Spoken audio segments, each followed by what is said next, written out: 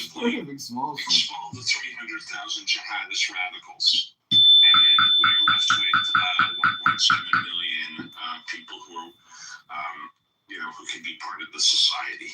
That's one. Citizens of the, I don't know. I mean, yes, Shuki would have the most extreme situation, But unfortunately, I don't see the mechanics of doing it, So those are some thoughts, but there are multiple ways. I just laid out 2 or 3, It is a challenge. But it beats the alternative. The alternative is to have a Palestinian homeland in Gaza and Judea Samaria that is constantly at war with Israel, that's being run by Iran, that has rockets all over, tunnels constantly being dug. I mean, that is the worst case. That's worse than any of the other ones. Because it's not going to be, they won't be good things away from Iran. And that's why we're in this conundrum. Well, I think it's very good to say, you can't. In liberal society, you have gay rights, individual rights, and religious freedom. That's how I'm going to be. And things are just normal, right? In the West, and not normal globally because most societies. You can't bring in. Hello? Right? And still have Hello? democracy. You just can't have that. Hello? It's not going to. Hello? Hello? I mean, one advantage America has with our border, and we can debate this, our border and how secure it should be, and how permanent it should be. But the people that come to the southern border are not Americans. Right? They want to be more American than Americans. They want to work 2 jobs. They're mostly working half an hour and constantly. They want to be American. They don't want to undermine American society.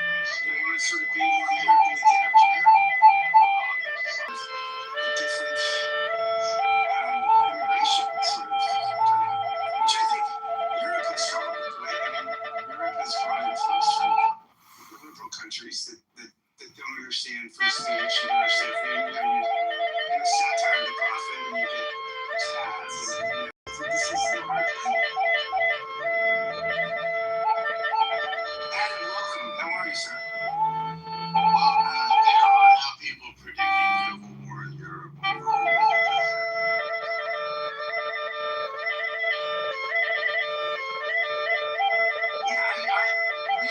T.S. Eliot's no sort of understanding of culture is a great book. He gets at this, and he says, it's very provocative. He says, of course we can have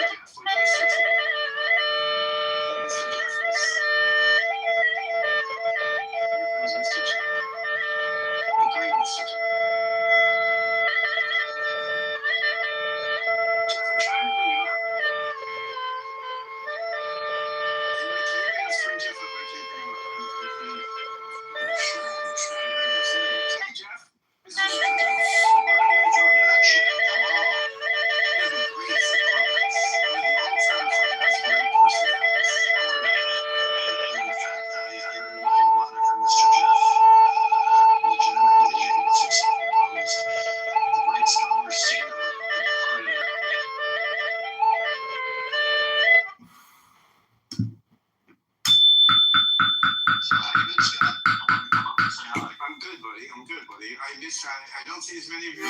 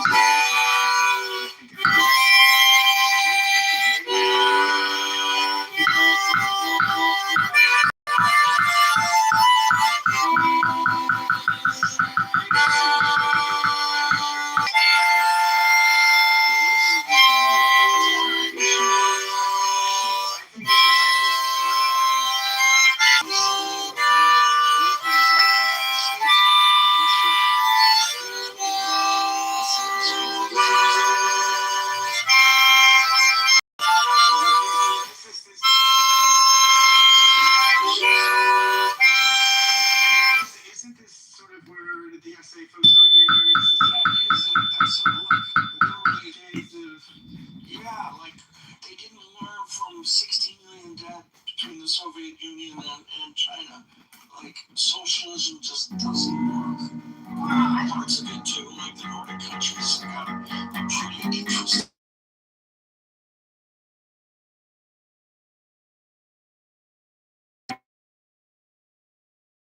Of the means of production or making the means of production state run. I think the height of Reagan's victory, right, was when Clinton, it was the Clinton presidency, right? When your opposition takes on your mantle, right? When Clinton says, "There, you found my check," welfare reform. Clinton had his own version of Doge, right, which was actually successful. I mean, if you believe that kind of government efficiency is successful, that is the Reaganite winning, right? Saying like, look, he's running to embrace us. Now, I don't think any Democrat would do that, right? I mean, no Democrat would fashion themselves after Reagan or Clinton. I mean, in fact, Clinton now, I think among mainstream Democrats, this would be the betrayal, right? The one that let the box into the henhouse. You mean the guy that allowed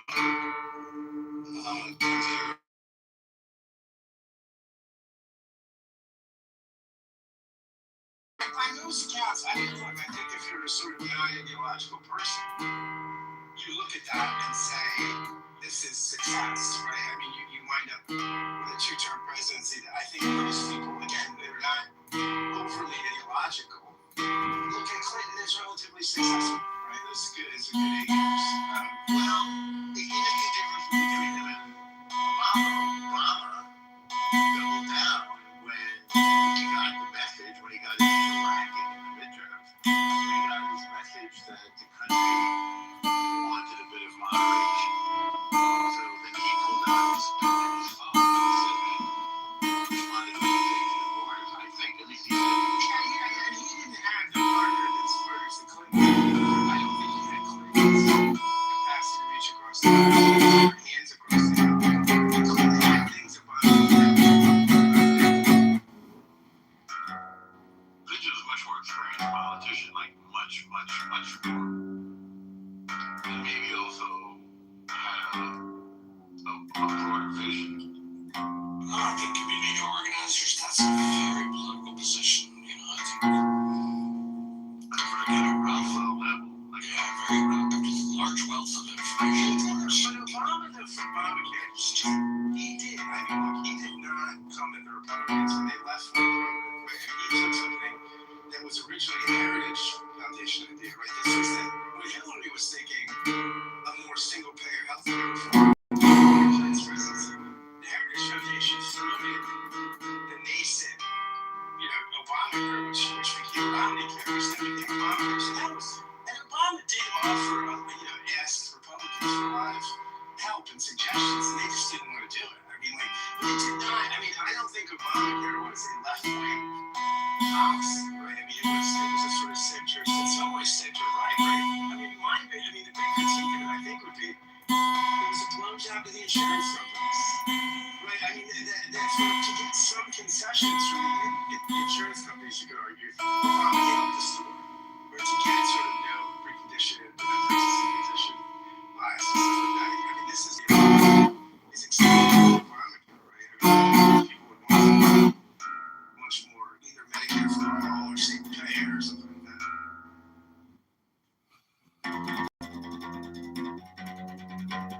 Well, this is the thing about Philly right now. There's really broadly contrasting opinions from state to state. So that's where you got things like what Hillary was saying, that, or by the way, what Obama said, that he's just essentially not interested in the people collecting their Bibles and guns. Or in the case of Hillary, the sexist, homophobic, Islamophobe, that sort of. What he said though was when people get anxious, some people tend to cling to their Bibles and their guns. And he's not wrong about that. I mean, it's just, you can't say that shit. People feel condescended when you say that shit. Well, it is condescending. Yes, and the left did that. I mean, look, this is the left. We are condescending. I think people, this is one of the reasons I think Trump, why so many on the right, so many evangelicals and folks in the middle of the country love Trump, because he punches back against condescending elitism, right? He's a one-man wrecking ball to that stuff. I agree. I think the left has this notion of moral superiority in terms of their opinions are more refined, better, and more enlightened than the conservatives. And I think conservatives are condescending all the time, right? It's only non-personal, only condescension. I'm worried about this condescension that right-wingers dislike. So a prime example of this is from Sorby, who says white people spend too much time focused on sports and not focused on which is just like patent.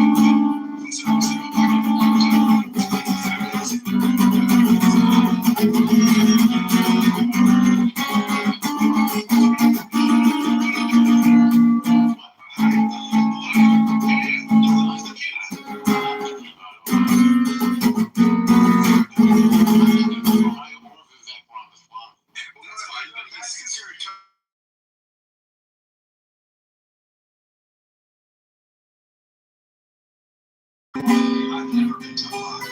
It's like, I'm not cheating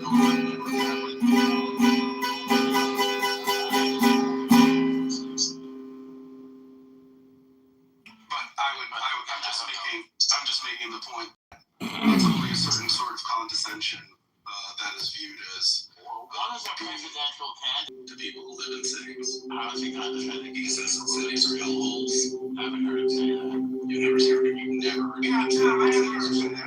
Yeah. Hello? Hello? Close your eyes and get comfortable. It's time to breathe deeply. Relax completely. Breathe deeply and relax completely, allowing the quietness of spirit to come in. Feel the blood flowing through your arms, legs, through your body and mind. Relaxing, relaxing, relaxing. Take a deep breath. Hold it as long as you comfortably can. And let it out slowly through slightly parted lips. And when the breath is all the way out, contract your stomach muscles and push it even further out and further out.